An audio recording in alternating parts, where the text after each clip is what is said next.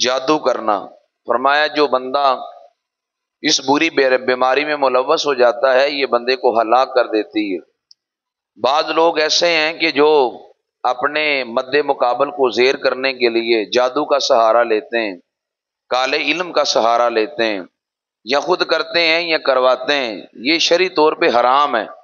اور دیکھو اس میں میرے آقا صلی اللہ علیہ وآلہ وسلم نے قیامت تک آنے والے امت کو ہر چیز کے بارے میں متنبہ کیا، اور نبی علیہ السلام نے اس بارے میں بھی بتایا کہ جو کسی پہ جادو کرتا ہے کہ میں اس کو اپنے شکنجے میں لے لوں یا میں اپنے مقصد میں کامیاب ہو جاؤں، دنیا کے اندر کو پتا بھی اللہ کی مرضی کے بغیر نہیں ہلتا۔ اگر جادو بھی کسی پہ اثر کرتا ہے تو اللہ کی مشیت سے ہی اثر کرتا ہے۔ تو اس لیے بندہ اپنے نفس کی تسکین کے لیے، اپنے مد مقابل کو زیر کرنے کے لیے، اس سے آگے بڑھنے کے لیے یہ سارے حربے استعمال کرتا ہے، لیکن اللہ آگے بڑھنے کے لیے طاقت اسے عطا فرماتا ہے کہ جسے وہ اس قابل سمجھتا ہے۔